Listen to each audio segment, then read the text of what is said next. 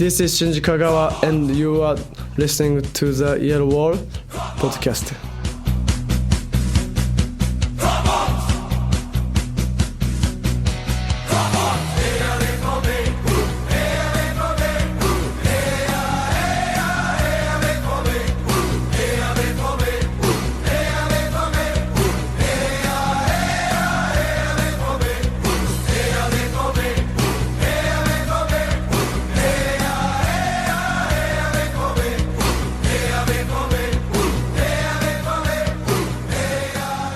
Hello all and welcome to episode 305 of the Yellowwallpod. I'm your host Stefan Butzko, and today we will talk about Borussia Dortmund's 3-1 loss in the Champions League against FC Barcelona and preview the do-or-die match for Lucien Favre away to Hertha Berlin at the Olympiastadion on Saturday, which is tomorrow, or today if you're listening before the game.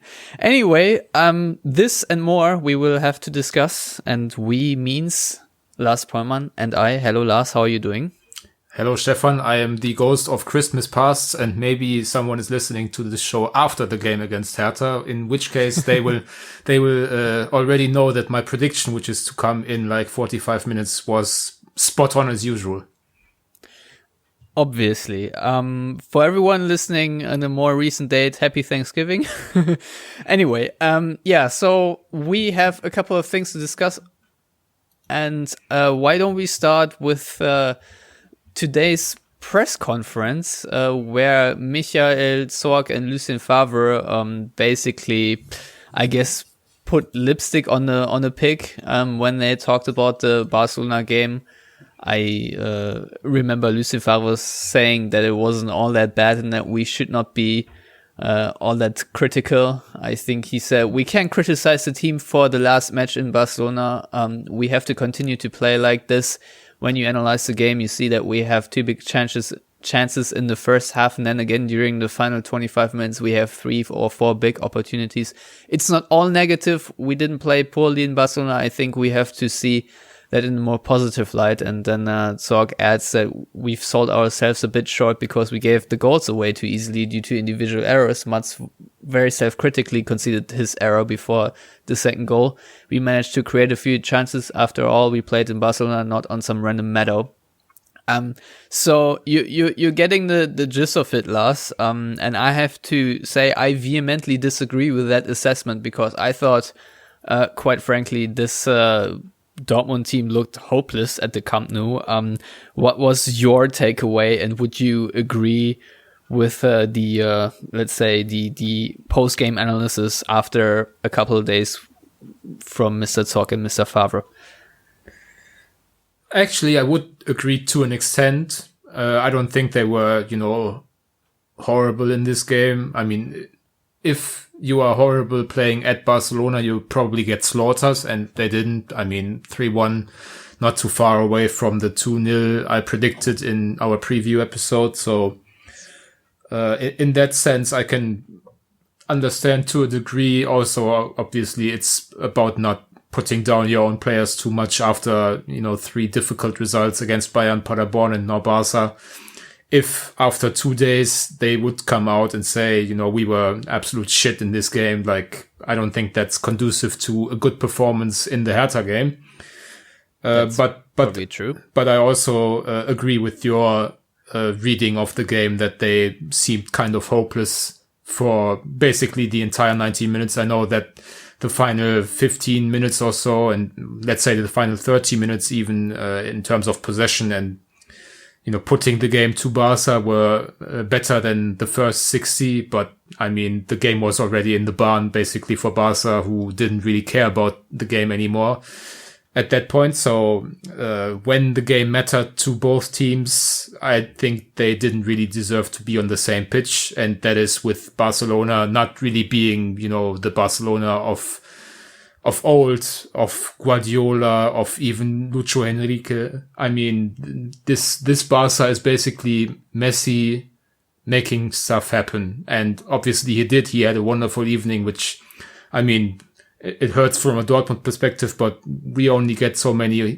games of him now that he's way over 30. So in that sense, I still kind of enjoyed the evening, as I also said before the game that I would. But I mean, if against this Barca, which is really not among the 2 or 3 best teams in the world anymore at this stage, I would confidently say if against this team you have basically no shot at winning and don't really seem like you're trying to win, that's more problematic to me than perhaps making a mistake too many against a team that's still on a talent level superior to yourself.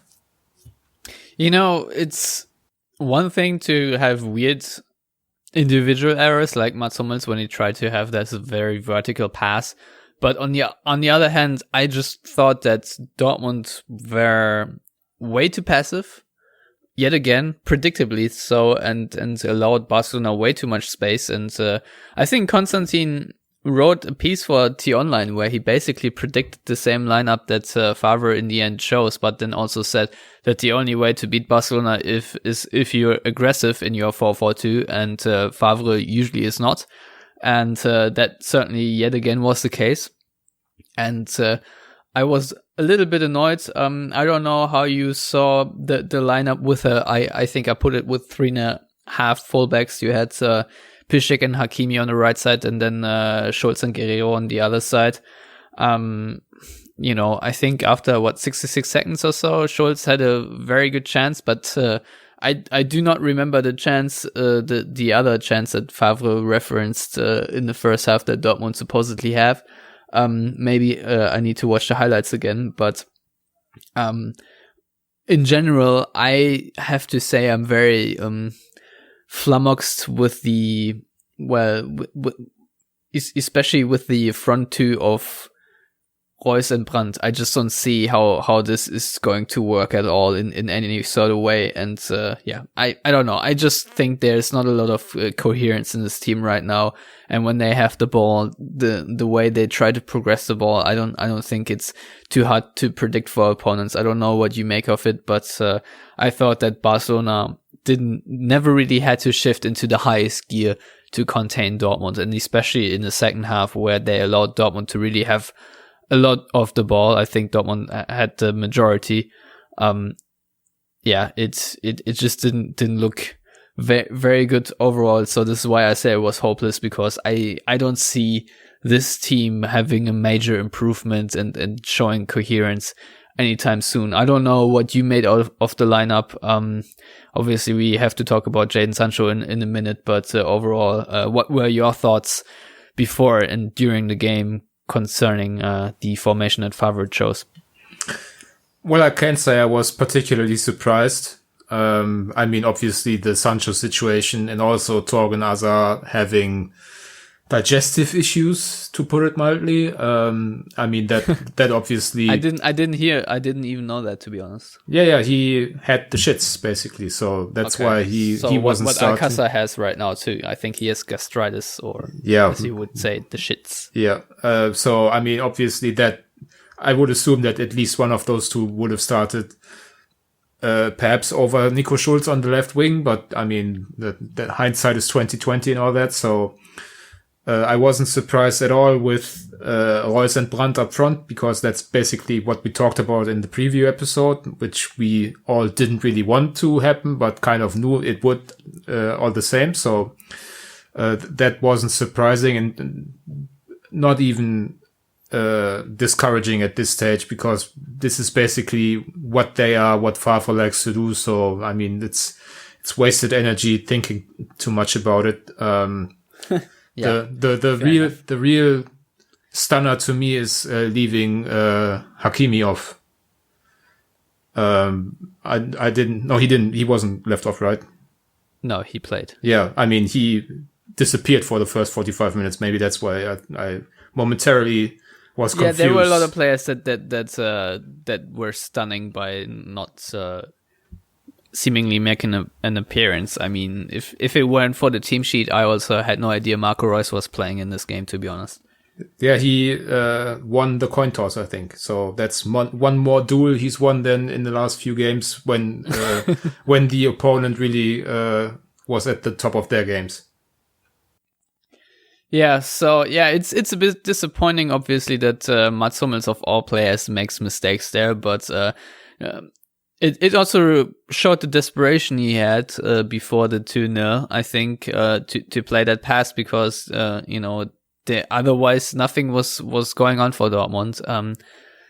I was also not particularly happy with Witzel or Weigl midfield. I thought they did do a really good job to quickly pass the ball around. You at least want your midfield hub to distribute the ball quickly, so other players can move into places, and you pull maybe a couple of Barcelona players out of space. That didn't really happen. It's just like a stuttering motor, to be honest. I just think that Dortmund wastes too much time to control the ball and to, imprecise back passes and all that kind of stuff that you should do so much better. It's just a little bit sloppy here and there, and overall the quality suffers way more than it should because of that. So it's annoying, and the devil is certainly in the details. There were a couple of instances where Dortmund looked amazing. I think the almost second goal by Jadon Sancho that was preceded by a nice back heel move. I think it was by Guerrero. So that actually did look like football. So we all know what this team is capable of and what the potential is. But my problem is that too many times they are far below their apparent potential, and too many times they also only start to press their opponent or play well once it's too late, once they're down by a goal, 2 or 3. So overall a bit annoying. And that is the perfect segue to the Jadon Sancho segment, because that also was just, to me, annoying. Apparently what happened in hindsight is that he missed the team briefing. WDR also reported he missed the breakfast and the warm-up, I guess. But that was refuted by Zorc, and other media also couldn't corroborate that. But at least he missed parts of the team briefing in the hotel, I guess, on match day, and hence started on the bench. And Lucien Favre then, before the game, basically said he only plays or fields players that are focused and ready. Now, a couple of days later, we have, for example, the Independent writing that Dortmund are ready to sell him in the winter, and all kinds of crazy transfer rumors that come out of that. And obviously, I think Sancho found a shoulder to cry on a couple of days before that with David Ornstein and from The Athletic, where he said that he felt humiliated and scapegoated for that Bayern loss. So Lars, overall, what do you make of the Jadon Sancho situation? My take is that things are cooked hotter than they are eaten, as we say in German. What do you make of this? Yeah, something similar, I guess. I mean, if his recent or most recent transgression would have been as bad as perhaps it seemed the day after the game, then I would think he wouldn't have been on the bench, and Favre would certainly wouldn't have turned to him in a moment of dire need, which obviously kind of weakens any kind of disciplinary action that might happen or might not happen afterwards. I mean, if a player can still play 45 minutes in what basically amounts to a must-score situation for your team, you basically tell him he's too important in a sporting sense to also be held accountable for transgressions against team rules in some aspects. So I don't think there's any more disciplinary action coming. He already paid a very hefty fine after his 1-game suspension in October. So I mean, certainly there seems to be some discontent over his general situation at Dortmund. I don't think I have the necessary insight to really comment on whether that feeling is warranted or if it's manufactured to maybe fabricate a window of opportunity for a transfer, which I don't think he necessarily would need, because basically there seems to be some sort of gentleman's agreement between all the parties that Sancho is going to be available for the right price, of course, at the end of the season or before next season, especially should he perform well for England at the Euros. So, I mean, from that sense, I don't really understand why he would need to drum up kind of a market for himself, or obviously have his agents and friendly media members do it for him. I mean, he's basically off in the summer, and we've known about this for quite some time. So I don't see necessarily much of a reason for him to speed up the process, if you like.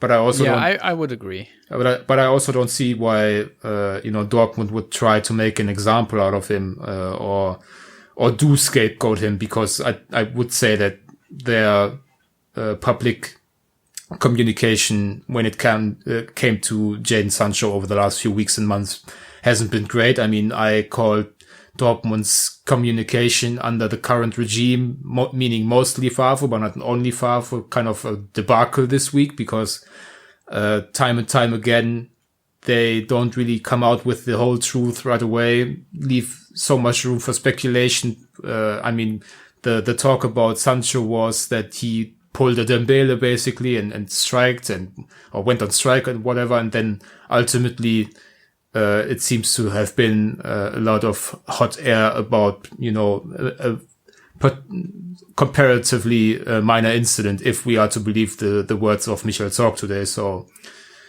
the entire saga, to me, as you so neatly put it, is probably a more hot topic to debate than it really is internally.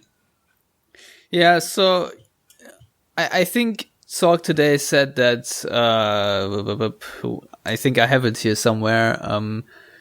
We have already discussed this issue internally with Jadon and with the team, and so forth. This matter has been dealt with. We are looking ahead now. Jadon is a regular part of the team, and he says later, the questions today basically want to solicit an answer about whether he is quote-unquote pushing for a winter transfer. I do not have the impression, after many talks with we had with Jadon and also his agency. I hope that he reaches his full performance potential tomorrow. So what I make of this is really that that's pretty much a nothing burger.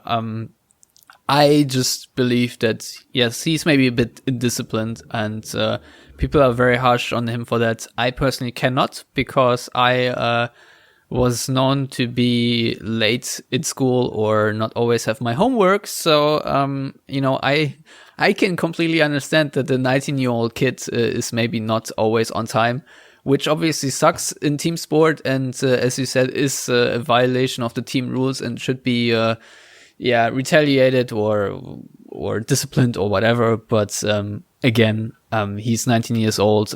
Yes, he's making a lot of money. Yes, he is in a professional surrounding and should behave like that.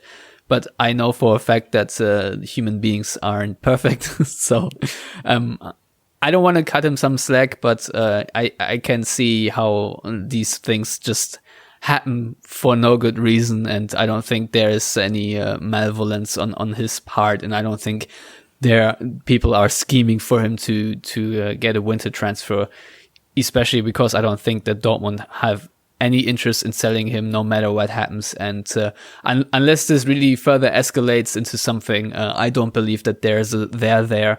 So I think it's something we had to discuss and to analyze, and our analysis is, I think, everyone calm down and please everyone get their shit together, and then we can move on, because there's a lot of talk in the media, but I'm not really too hot-headed about it. So now Dortmund travel to Berlin to play what is apparently a do-or-die game for Lucien Favre. And they do that without Julian Weigl. Instead, Tobias Ruschel has been called up to the squad. He was in the squad for the Revier Derby, and otherwise is playing for the under-23. A lot of people will remember that Tobias Ruschel was one of the very positive, I don't want to say surprises, but appearances during the preseason. And, there were articles written whether he can become the next Julian Weigl. So it makes sense, I guess, that he is being called up, while also Thomas Delaney is out injured with an ankle injury until January. And Paco Alcázar, as I previously mentioned, is out with a gastritis, and Jakob Brun-Larsen has knee problems. So, otherwise, I think everyone is fit and healthy. So, Lars, this is going to be an interesting game. I don't want to say exciting because games at the Olympiastadion are rarely exciting, with the exception of last season, of course, where Vedat Ibisevic got sent off for throwing the ball into Roman Bürki's face, and Dortmund had a stoppage time winner and all that. So that was very exciting. But now we have Jürgen Klinsmann being introduced as the new coach. So lots to talk about. How do you think Dortmund will shape up for this game, and in what kind of shape do you expect the hosts? Well, first of all, I want to disagree and say that the 2012 Cup final against Bayern was also quite exciting. Well, yes, there are exceptions to the rule, but I mean games against Hertha. Yeah, I mean, they are typically slugfests. It feels like they always play there in bad conditions. So like autumn weather, which is the case now. And, the Olympiastadion is built to really suffer from bad conditions because it has that open marathon tour end, which BVB fans will remember from Moritz Leitner iconically waving a giant Dortmund flag after that cup win against Bayern. So good times. Yeah. One of your all-time favorite moments, it seems, right, Lars? Well, Moritz Leitner is one of my all-time favorite players, so that works well together. So I think we can expect basically what we've gotten at Berlin most of the last few years, which is not a great game of football, but high intensity, individual mistakes on both sides, which also the current situation of both teams kind of works in that favor. And then the big question, obviously, what kind of impact coaching change, and especially one to such a prominent figure as Jürgen Klinsmann will have on the Hertha side. As for Dortmund, I didn't even know Julian Weigl was going to be out. This was the first I've heard of it. So you would assume that it's not going to be Tobias Rasche just slotting in for no, I don't assume that. Bundesliga debut in. I don't actually think it's a do or die game for Favre, but it's still a very important game in the overall context of Dortmund's season. So given also that Mahmoud Dahoud hasn't really inspired much in his last few performances, I would assume Dortmund are going to start out in that 4-1-4-1 that looked decent against Paderborn in the second half. So Witzel as the lone pivot, which kind of frees up an additional attacker to come in. I would assume Sancho or Hazard are going to start over Schulz, maybe both start, and Hakimi is back at fullback. So it might leave an open door for Mario Götze, for example, which I obviously would be a fan of that idea also, to play Brandt and Reus kind of as a double 10, as we like to call it in Germany. Which that's what I would do. Which in a 4-1-4-1 yeah, system. that's what I would opt for. And Götze up top. That would be the ideal front lineup that I would pick against Hertha, and then have Hazard and Sancho on the flanks, or Hakimi or so. Yeah, I mean, that's on paper that looks really great, but I mean, we've also seen kind of Marco Reus completely falter in many games this season. So him not having the usual space to himself, that could also lead to some issues. Maybe he and Brandt occupy the same areas of the pitch too much or whatever. But I mean, we can only deal in the what ifs, and the what if to me sounds best if they go out with a positive lineup and try to put the game to Hertha and test out what that side is made of, especially also because there were some rumors today. I think I only witnessed them on Twitter that Klinsmann was going to shake things up quite severely, with a lot of players not even called up for the game, and maybe a couple of youngsters. Andre Duda also isn't going to be called up. And that's the only thing that I read. And Eduard Löwen was playing for the second team today. He was a 7 million signing in the summer, so there seems to be at least the idea that perhaps Klinsmann is going to go with a really untested lineup with a lot of players that might not have the baggage of the last few weeks on their backs, but also not have much experience at that highest level. So I would hope that this is kind of the opportunity for Dortmund to really go all guns blazing and finally get the lead in the game again. But I've seen too much of this season and of Favre's tenure at Dortmund overall to believe that they are going to, really, really put the game to Hertha in the first few minutes. Yeah, I think Dortmund have made it a little bit of a habit, if I may say so, to concede early away to Hertha. I don't know why, and if I'm even correct, apart from the last game, because my memory sometimes lets me down. But I agree with you. I would hope that Dortmund try to actually take the game to Hertha. I think this is absolutely necessary, but we all know it's unlikely. So maybe there's a change in the team, and I wonder if after that 3-3 draw against Paderborn and in the way that Dortmund conceded the first 3 goals, whether the players themselves just decide to do something differently. Who knows? I don't know.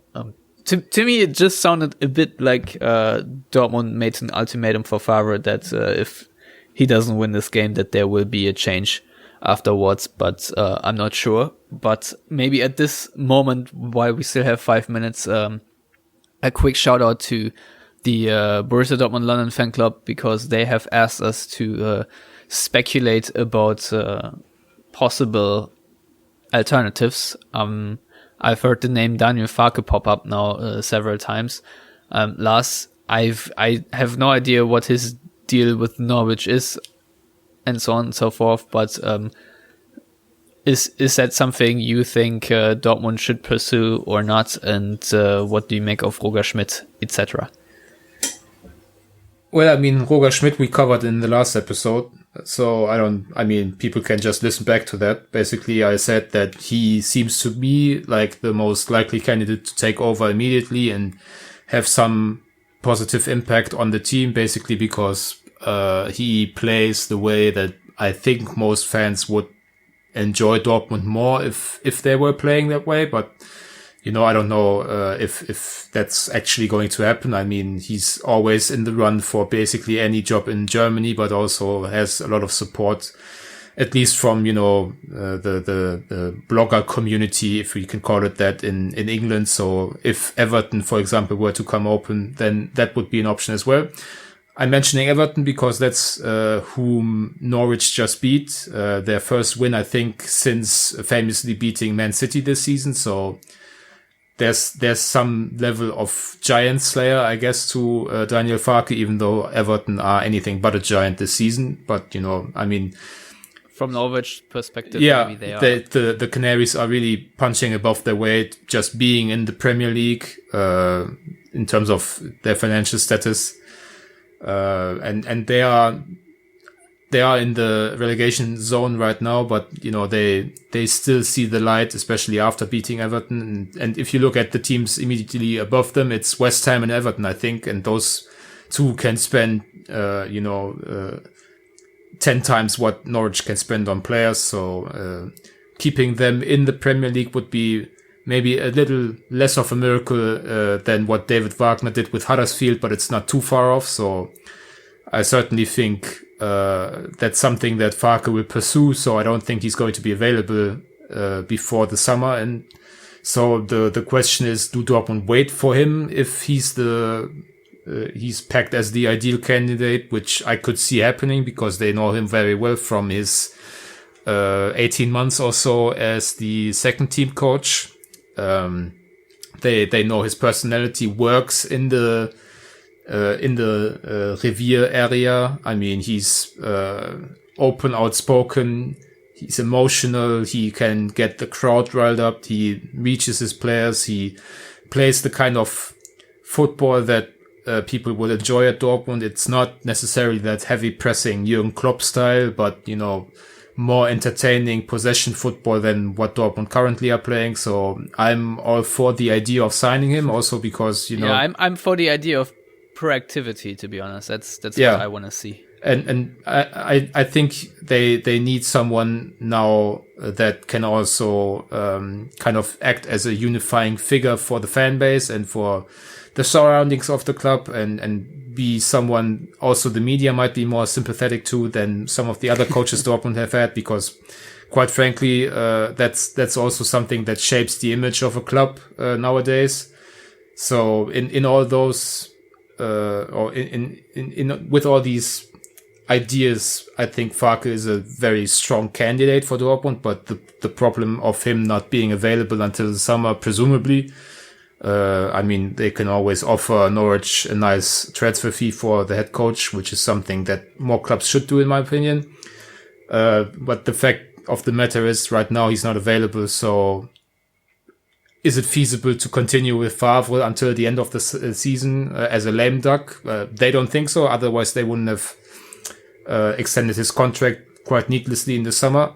So you would then look at an interim situation, but there's not really a natural candidate at Dortmund unless Matthias Sammer suddenly gets the urge to be back on the touchline.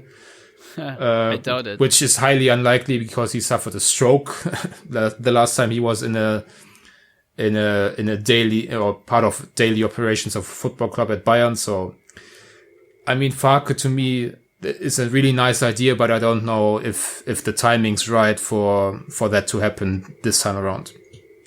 Yeah, it's curious. I really do wonder what happens if Dortmund don't win in Berlin or really play in an impressive way.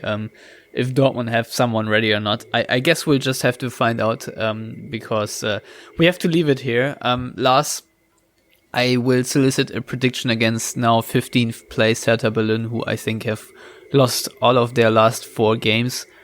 What do you think this final scoreline will be? 1-1. All right. So do you think if it's 1-1, Favre will get sacked? Seeing as I don't know who the replacement would be, I would have to say no right now. Yeah, it's weird, right? There's like no obvious candidate or name that's floating. I mean, there are some candidates, but the names haven't been floating. So, I mean, they are not getting Pochettino. Ralf Rangnick is not an option. Roger Schmidt is the one obvious name that hasn't kind of been ruled out to me or rules itself out like Pochettino and Rangnick do. So that's why I keep mentioning him. But it's not like any kind of media that seems to be close to the club has kind of floated him too obviously. All right, Lars. Now I will ask one last question, and I want you to be very frank. Do you want Favre to be sacked? And if Dortmund not winning is the only possibility to make that happen, would you quote unquote hope for another Dortmund slip up? Yes, I would like Dortmund to have a new manager, but genuinely I don't really care for just because I have to have some impartiality in me. I don't really care about the results necessarily. I care about the performances and hope for good performances, which usually result in good results. Was that diplomatic enough? Yeah, no, yeah, sure, it was. Yeah, I've caught myself thinking, what if Dortmund don't win, but then Favre gets sacked? Because I think it's time now. I'm not seeing the turnaround. Maybe I'll be proven wrong. Who knows? But yeah, I think it's time to make a change. Basically, I don't want them to make a change for the sake of making a change. That's my problem. I mean, if they have a viable alternative, I said this like for weeks. If you have an alternative, sure, go for it. But just firing Favre to think it's going to be better with anyone else, I don't think that's the situation. And I also don't think that the team has given the impression that they are not playing hard or anything for their coach anymore. So that's... Yeah, I would actually agree with the assessment. That's my problem. So I've said it before, like if you install a pressing coach a la Roger Schmidt, then you still have a double pivot of, say, Witzel and Weigl, who are so slow that if you try to play counter pressing, they're not going to be there quick enough anyway. So yeah, it's all a complicated mess, and it's not all just on Favre, it's also how the squad is composed. Anyway, I do think that Dortmund will win this, and so my prediction will be 3-1 Dortmund. And with that, I wish everyone a good week. I'm at Stefan Butzko on Twitter. You can follow Lars at Lars Pollmann on Twitter. If you want to get in touch with all of us, please do that via Facebook or Twitter. At Yellowwallpod is the respective handle. You can find our written content, as I've read of like the pre-match press conference, the transcription. You can find that on theyellowwall.net. And if you want to subscribe to all the written content, please go to patreon.com/theyellowwall, where you can also sponsor an episode for $10 a pop to get a shout out like Pontus Lins last week for Schwedische Borussen in his fan club. So please do that. And otherwise, as always, you can help us by sharing the show via, let's say, iTunes or so, leaving a rating there. That helps the algorithm. And otherwise, subscribe via SoundCloud, YouTube, or Spotify, Amazon, and all that. So anyway, that's all for us from this week. As always, thank you for listening. Goodbye.